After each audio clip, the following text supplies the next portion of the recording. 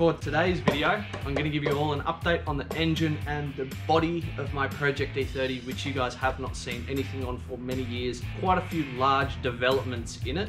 So I'm going to go through the details of the engine that I'm building, got built for it, and then give you an update on the state of play that we are at currently. So, if you will, let's start.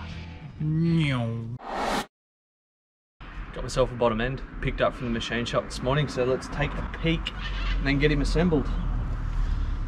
Abracadabra. Lots of money.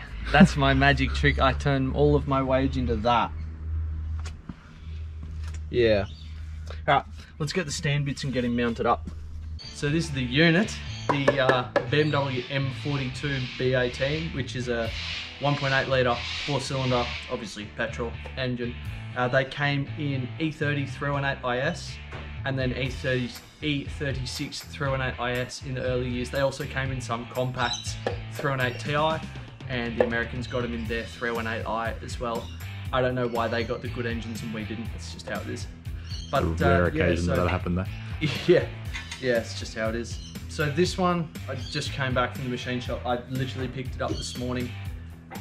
It's had a fair bit of work done to it, more so than most M42s in existence really. So you can see it's obviously been decked and bored out to accept some JE pistons. They got the ceramic coating on the top and coating on the skirt as well. They are slightly oversized as the bore on this was pretty haggard to start with. It's also got larger head studs as well. Factory these came with I think an M10, but these have been drilled out to suit an M12 stud, so they're a lot thicker, a lot beefier. As a result of that, I obviously had to get a custom head stud kit, which I went with Arp fasteners. To go with them was a no-brainer because their stuff is basically the best in the world for the price to performance that you get. And you know, I can just send them like the measurements of what I needed, and they just pulled the individual studs and nuts and washers together and put the kit together for me. It was really, really easy and hassle-free. Now, in the underneath, I have, I think they're SP con rods. The standard ones cry enough at about 270, 280 rear wheel kilowatts, which I think is, that's what, like 350, 380 horsepower? High 300s, yeah. High 300 rear wheel horsepower. So these aren't the big dollar Arrow ones. The Arrow ones were like twice the price, and for what I'm going to use the car for, it didn't make sense for the power levels I'm aiming for. I didn't need to, but I still stepped it up. They come with the proper ARP fasteners there as well. This block does have oil squirters into the pistons too, which is one of the reasons why I rate it so highly for a turbo build and why they're just a really good engine to start with. The main caps are obviously OEM. BMW did a good job on them. The bearings are ACL race bearings. They have a 360-degree oil surface on them, thrust as well, and with ARP fasteners for them too. Because again, like the stock stretch bolts, I mean, they're great for OEM, but for any more power, like stretch bolts, just, you know, they're just not good enough for what I want out of this. So, you know, ARP, again, simple choice. That was an off-the-shelf kit though, because it's just OEM size for the studs and nuts. Funnily enough, it's probably a very similar spec to my bottom end. Oh, probably, yeah. It's probably like quite simple. Like in terms of part spec and probably in terms of behavior and power output, it'll be very similar. Absolutely, probably very similar. Top surface of it was pretty good condition, so I only just took like a light skim off the top to make sure she's perfectly flat and smooth. As a result, I'm not going to be able to run a really, really thin head gasket because the pistons do come out slightly above the deck, which therefore is going to dictate my compression ratio, which for this I was hoping that I'd end up about 9.3, 9.5 to 1. I wanted it with enough compression that it was still streetable and not a dog down low, but you know, low enough compression so that I can cram 25, 30 psi into it. And the builder set the ring gaps for 30 psi, 40 psi sort of thing, so like it's gonna take it. Whatever I want to throw at it, it's gonna take it. So I'll go and get the head. We'll sit that fella on there with the studs as well, just to mock it up so you can all see. And then we'll put the manifolds and the turbo on, because I haven't seen this complete and I really want to. Go get some head, Tomo. Nice. So these are the ARP studs that I was talking about before. They're thick boys. They are quite thick compared to the stock ones, yeah. Yeah, the stock ones aren't like too small, but you know, it's cheap insurance compared to lifting a head. Ask me how I know. Yeah, exactly. And that's the thing as well. Like, this is, you know, people are probably going to be saying, oh, it's overbuilt for the amount of power that you're going for on the turbo you're putting on. And yeah, like, it absolutely is overbuilt for that. But, you know, I wanted it to be reliable at the power level that it's going to make.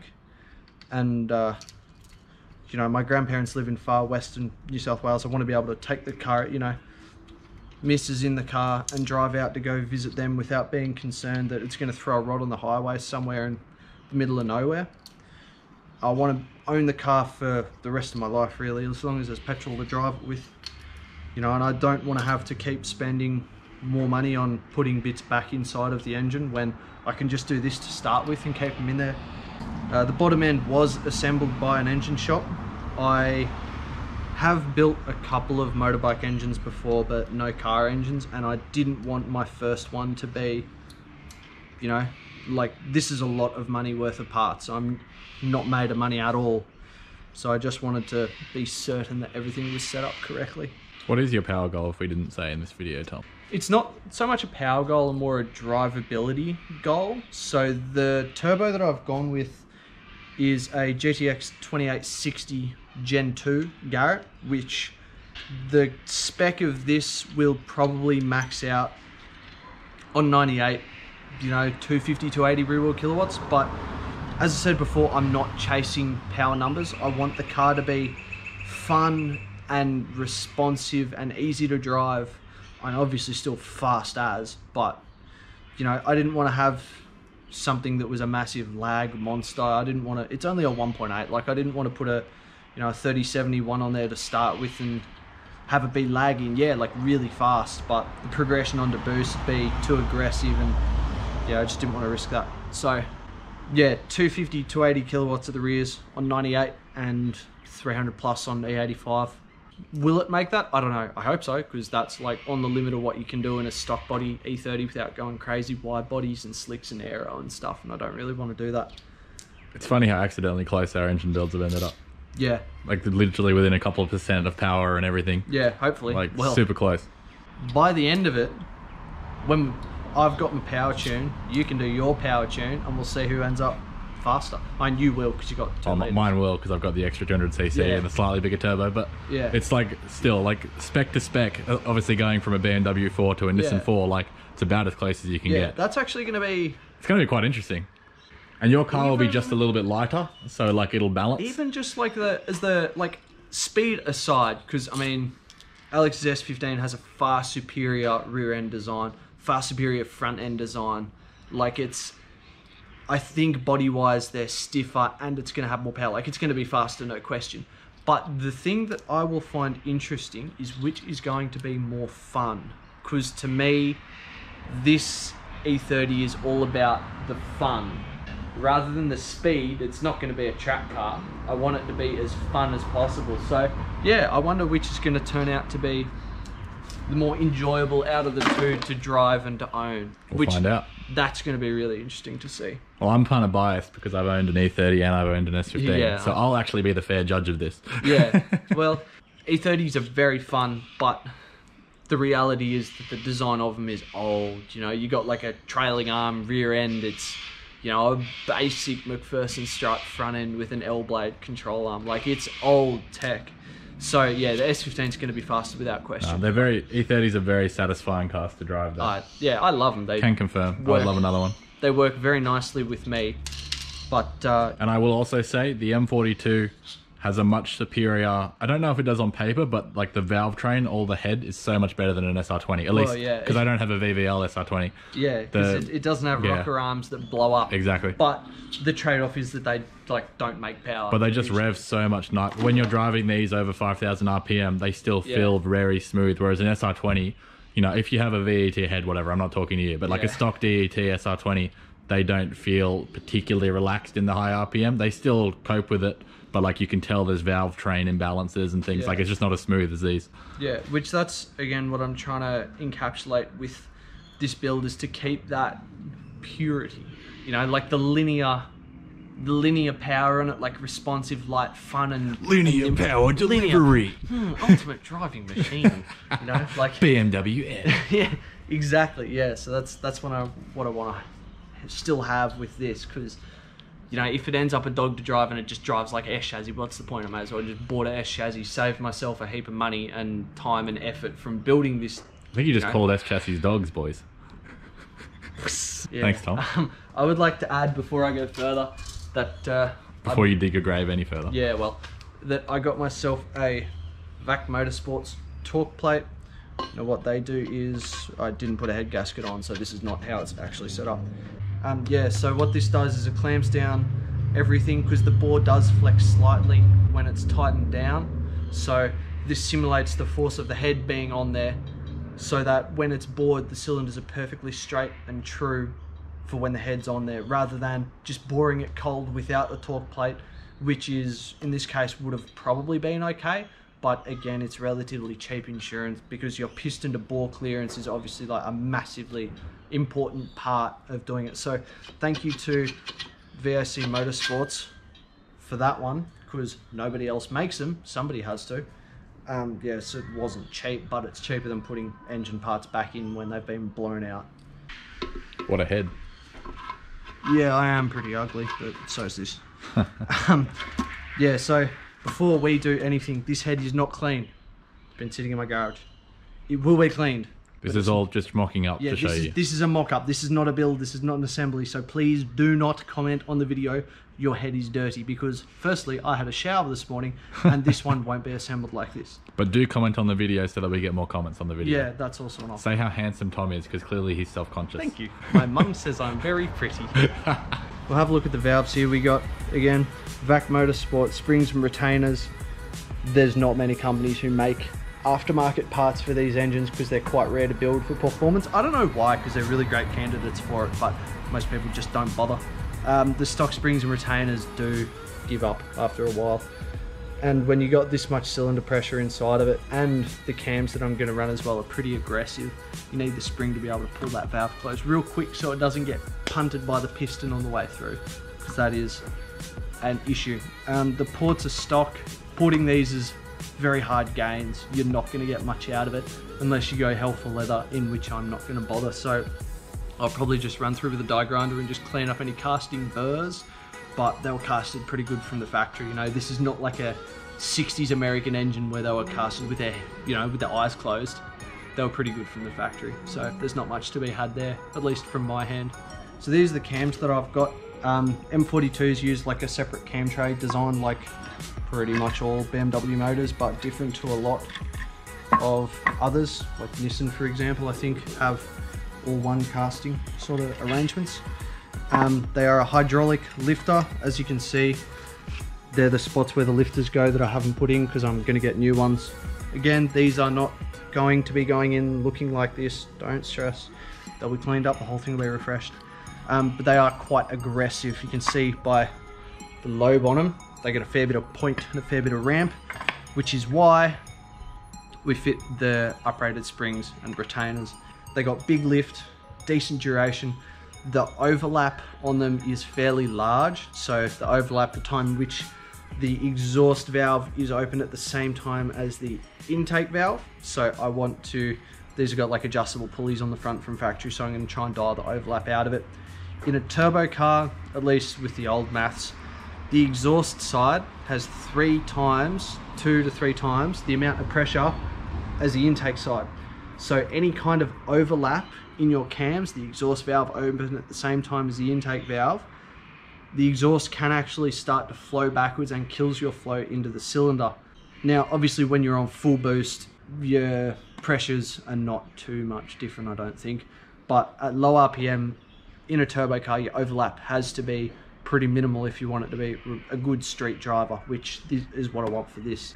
You know, for naturally aspirated, it doesn't matter, because you don't have the turbine on there to restrict your flow, creating that increased pressure, so you can run all the overlap you please. But because it's turbo, minimal overlap, better drivability, power will be affected, but yeah, just turn up the boost, it'll be fine. So this is the rocker cover that I might be using. No, it's not staying blue. Yeah, it's garbage. But this one, it's going to be Hulkling, right, Tom? And I'm going to go for pink, like just hot pink, just ruin it. or I don't know, wood grain dipped. Ooh. It's got a really big breather on the top because PCV pressure, crankcase pressure in this engine is going to be a bit of an issue because the rings have a fairly large gap. So you've got to have big crankcase vent, which means a catch can and everything like that. I'm going to be fitting a catch can regardless, but I don't know if this one will be able to be saved. There's also a spot for a second vent, which the vent's not there. No, I'll fit it up. It'll just be like an AN fitting or some shit like that. And I'll just run it into a catch can and keep it safe that way. But yeah, it's not staying blue. Don't panic. I hate it. So this is the intake manifold I've got. I bought it already made by somebody. The previous owner of most of this stuff, it's like the base block, the pistons. I bought this off him. He had it made for his race car.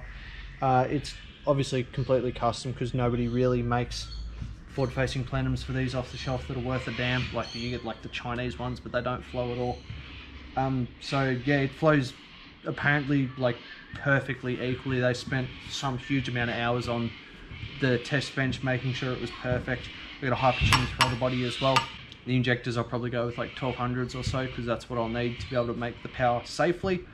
It's not going to be red either. I'm not sure what color I'm going to do this. Probably just like a wrinkled black or something like that. I don't know. I'm not into the huge like anodized show pieces on this car, so I'll keep it mild. At the moment, this looks like a kid's play set with all the bright colors going on. It kind of does. Yeah.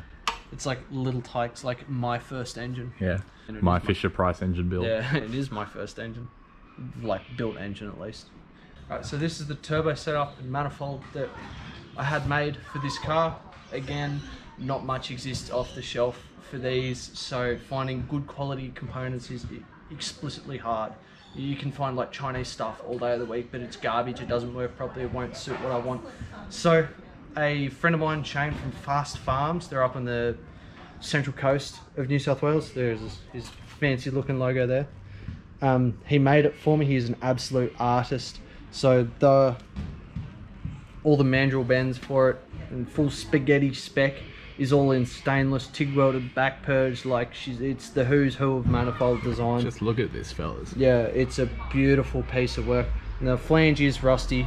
That's because this is literally sat in my room for like a year and a half, 2 years sort of thing. I'm gonna get it ceramic. As much as I want to leave it looking like this because it's beautiful, heat is gonna be a huge issue with this car under the engine bay.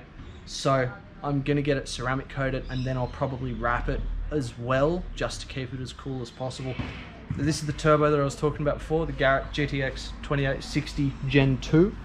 It was a fairly expensive little unit, but I reckon it's totally worth it because bang for buck on these turbos is pretty decent. They're reliable, they got great support behind them, and they flow really well, they spool fast, they sound great as well, which is important. Now I went for this rather than the newer G25 series because when I bought this, the G25 series was like just out brand new and I didn't know how they were going to perform. They're also about $1,500 more expensive than this, and costs do add up. You know, at the end of the day, 1,500 bucks there is, you know, it's a coilover setup for the car almost. So I'd rather go for the slightly lower tech turbo than the new G25s. This is still going to be fine and make heaps of power for what I want. So it's also missing a wastegate. It's going to be an externally wastegated turbo. You can see, but not this externally. That's pretty external. That's pretty external right now. Yeah, it's not going to work real good with that. Yeah, so I'll probably just go with like the regular Hypergate 45s. Like pretty much everyone else uses. A little bit of a flexi boy there just so that the expansion and everything like that works properly. Everything's fully V-banded together as well because, you know, bolt flanges are for nerds really. I'd V-band the exhaust onto the head if I could, probably, even though it'd be a pain in the ass to make it tight. Now obviously coolant and oil, drain and feed have to be fitted to it as well. For this engine they use some weird throttle body heater design from factory that came like with a coolant loop that comes out of the head into a throttle body heater and then back into like a coolant flange to return to the radiator. That's been deleted because it's useless on these cars, and obviously I've got a different manifold anyway, so I'll probably use that for the feed and return for the car. So it'll come out of the intake side, I might loop it around the back of the head, sneak it underneath and then into the turbo just because it'll look tidy rather than running it around the front and having it be in the way of everything. And for the return, yeah, I'll just return it back into that flange because the coolant is pressure driven, so it doesn't matter that like the feed is like there, the turbo's there, and then the returns are there. You can have the return higher than the turbo for the coolant side. For the oil side, however, it has to be the other way around. You must have a gravity feed from the turbo down into where it returns to, which this one being a low mount could have issues, but while it is technically a low mount, it's not that low. So for the feed, I'll probably just run it out of the rocker cover like pretty much everyone else does. I might use this second port at the back of the rocker cover here for the feed, and again run it down around the head into the turbo. And then for the return, I don't have a timing cover on this, but there's usually like a little spot you can just drill in the top of the timing cover. With these, the sump is fairly short, it's about like that high sort of thing, and if the end of the return is in the oil, you can have issues with it leaking out of the tube, and also with it backing up in the tube enough that it smokes the turbo, which is not ideal. I'm still missing a lot of parts from the front of the engine, the whole like timing setup and the harmonic balancer and that stuff that I've just got to dig out from under the house, see what I've got that's still good enough to use, and see what needs to be redone and renewed. What's expected to be next will be to get the correct head gasket thickness. Going to be multi-layer steel cut ring gasket. Oh dear. Oh, Randers. G'day, champion. Hey, buddy. Right, see ya. I've got to get this stuff ceramic coated so that it's good to just like not be used for a little bit, because it can take a little bit before it's done. For the intake, I need to finish smoothing that. I need to get all the timing stuff out. After that, I'll go fuel setup, so injectors, fuel rail. I've already got the pump that I'm going to use, so that's okay. I need to get an ECU as well, which I'll probably go with a Haltech, just because I know them and they're easy to work with for me. I've got to make the loom for it, which is going to be quite time consuming and difficult because I've never done one before, but first time for everything, so may as well. This is there's obviously still a lot more that has to be done, but this is the bulk of the expense so far. I mean, the ECU is going to be pretty expensive, but I mean, as it sits, you're already probably looking at 10,000 worth of hardware, so hopefully there's not too much more to come on this, although the timing setup and the gaskets, and you know, it'll add up and keep adding up until it's probably a $15,000 engine once it's done, backed by a $300 gearbox. That's about it for the engine, so I'll give you an update on the shell of the car as it sits. So the last time you saw this, I had just pulled the engine out, I think. Obviously, you can see that I've pulled a fair bit more than just the engine. It's been very slow progress recently. So these have an underbody seal on the underneath of, you know, here's one I've got. You can kind of see this like rubbery coating. They do rust underneath of that surface, so I had to remove it all to be certain that there was no rust under there that I didn't know about.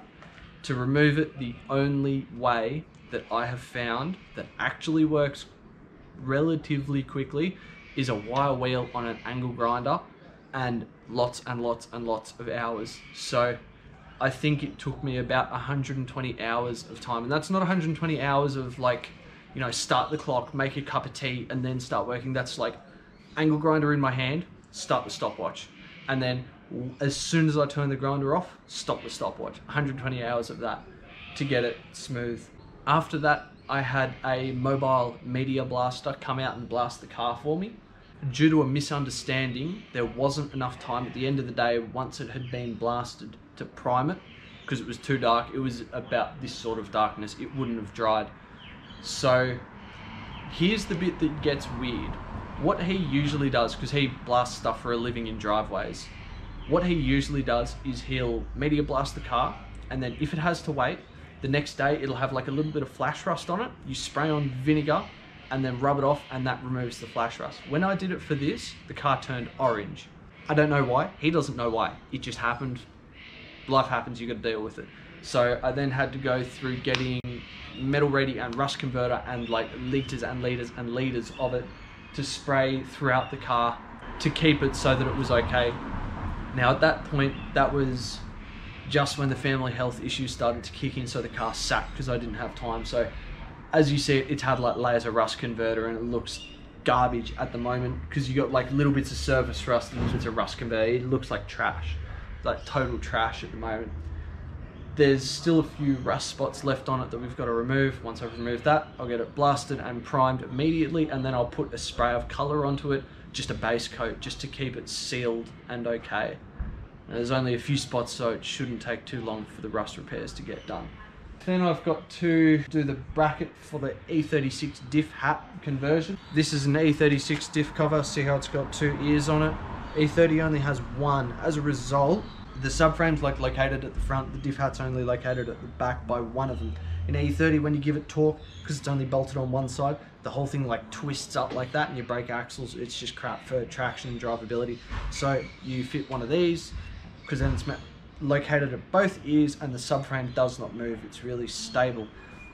To fit that, what you have to do is cut the old diff mount off and then get the cover like this, and then get one of these brackets that Magnus Racing Team retail, or Shane from Fast Farms on the central coast of Australia, he also does them.